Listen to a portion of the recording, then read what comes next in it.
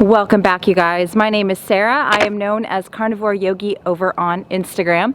Thank you so much for coming back to my YouTube channel and clicking on today's video.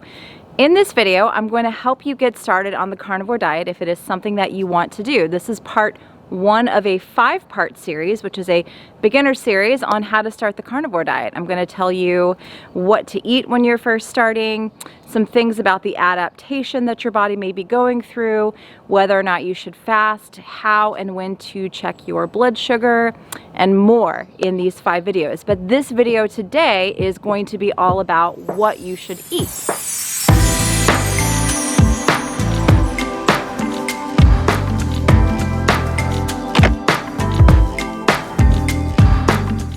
Before I jump into that, my disclaimer that I put on the beginning of every video, as long as I remember to do so, that I am not a doctor, nutritionist, or expert.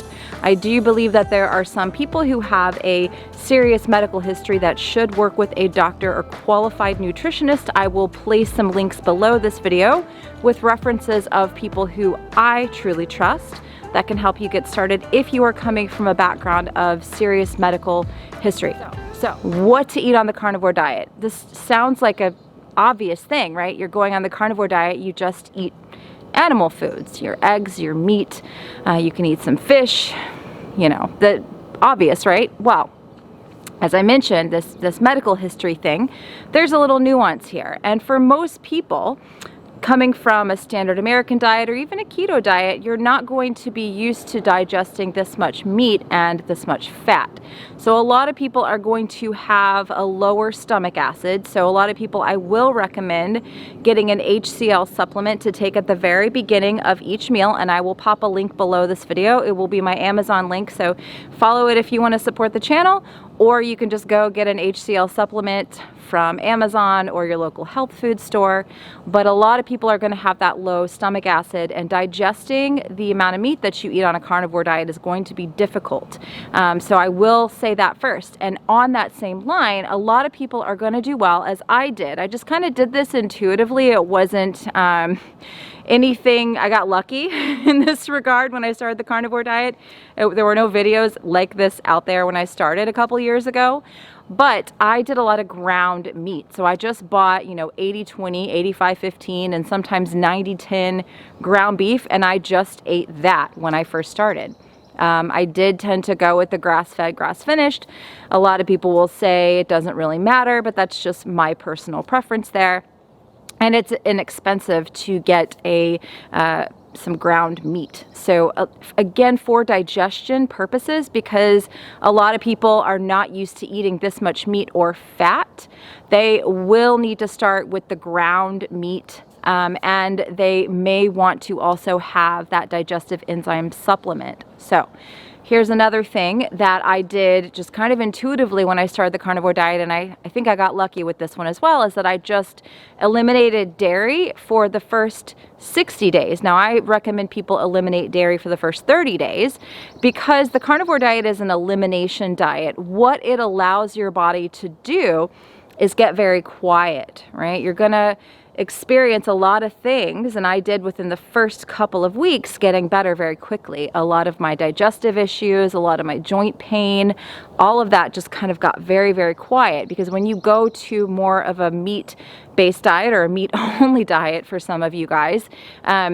you are getting rid of a lot of things that were irritating your gut. And your gut is really the center of the body, and where all of these reactions are stemming from a lot of the time is the gut, and the gut's inability to remain sealed, and people having leaky gut syndrome. So the carnivore diet is an awesome way to get relief from a lot of those symptoms that are originating in the gut.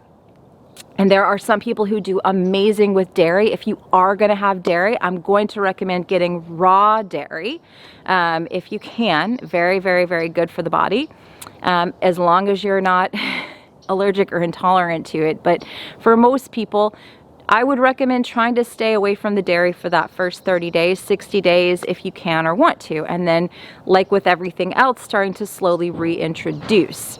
Now, the same thing goes for eggs. Some people have an issue with eggs, and it's typically the egg white and not necessarily those egg yolks. So, you know, if you want a little variety, because it does, for if you're just used to coming from like a standard American diet or a keto diet, going straight to carnivore and just doing meat only will seem like kind of scary, right? So you can just try to use egg yolks, but again, you want to make sure you're not having a reaction to the egg yolks.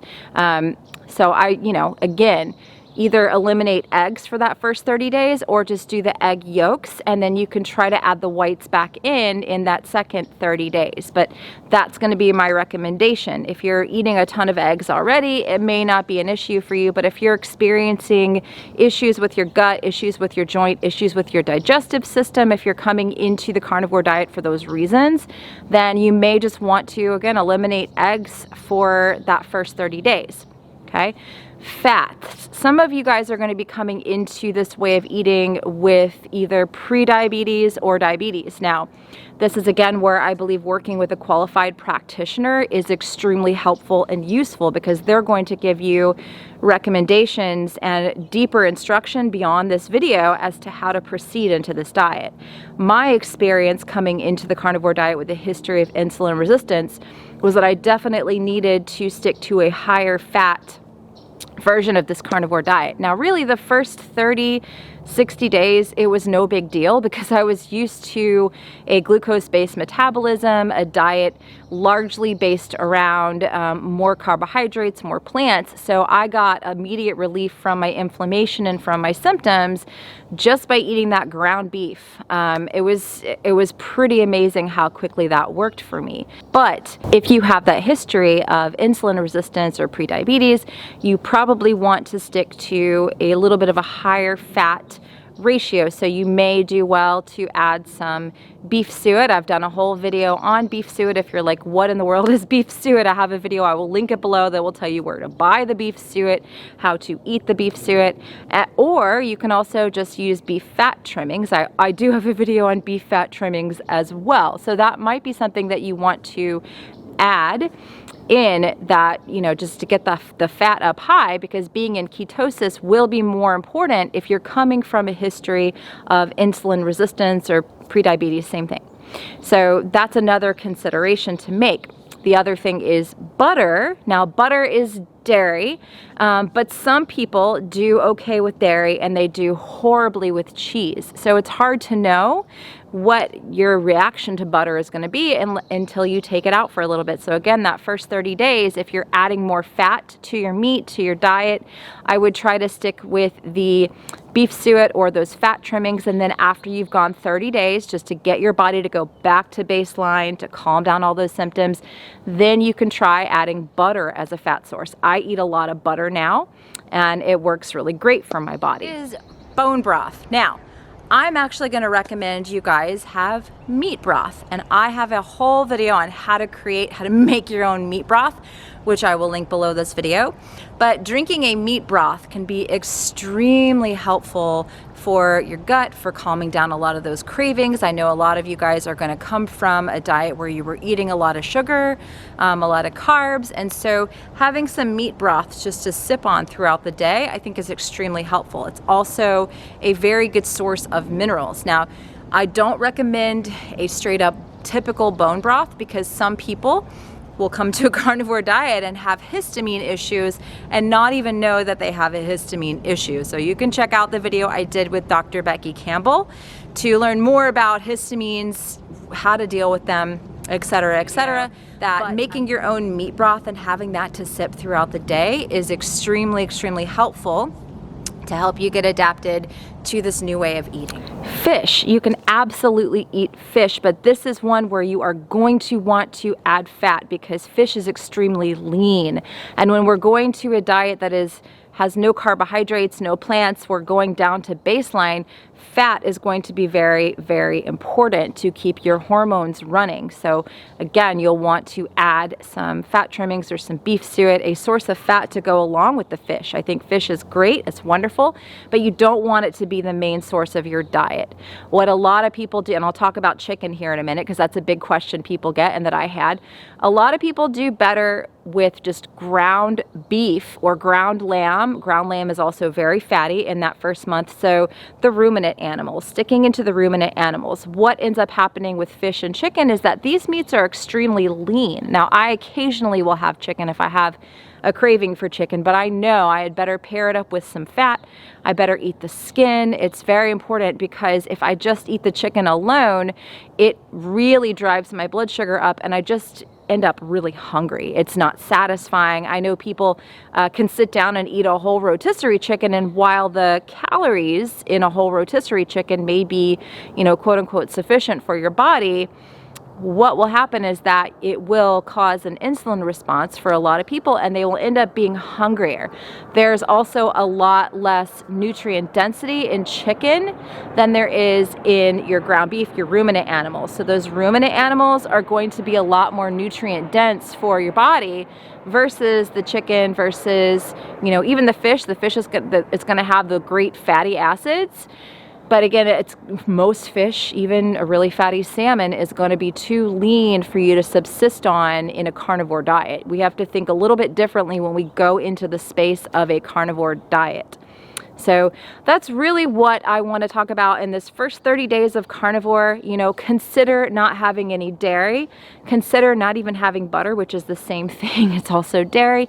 And you may want to, for digestion's sake, number one, consider taking an HCl supplement, stomach acid enzyme, at the beginning of your meal.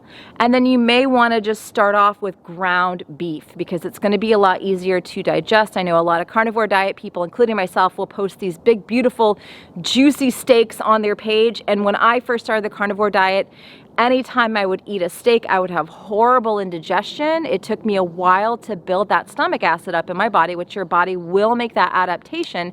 But depending on your health history, it may take a little bit longer for your body to switch over and start producing more stomach acid. One more little thing I'm going to add in here is about the gallbladder. There are people who even have been carnivore diet for many years that have gallstones and gallbladder issues, and they have no idea. If you start getting nausea after you eat, especially a lot of fat, and some people that nausea will come hours later, like in the middle of the night, you may have some gallstones. You may need to work with a qualified practitioner to do a gallbladder flush. And also take ox bile, which will help your gallbladder to produce enough bile to digest that fat. So very, very important. I do see this a lot, especially when people try to push and go to that very high fat. And it's a question I get a lot here on YouTube is like, you know, why am I so nauseous? I just want to gag after I eat fat, or looking at fat makes me want to gag. I can't do it. Likely there is a gallbladder issue. And again, this is not medical advice. I advise you to work with a qualified practitioner to really get down and make sure that that's what's going on for you. But, you know, just some other little considerations. If you're having the nausea, if you're having those things, that it could be a gallbladder issue. So, all right, guys, I hope that this was helpful for you and helps you get started to know what to eat on the carnivore diet in that very beginning phase. Stay tuned for part 2 of this video. I will make sure to put this all in a playlist so you can watch it together, one after the other. I will see you guys in the next video. Thank you. Bye.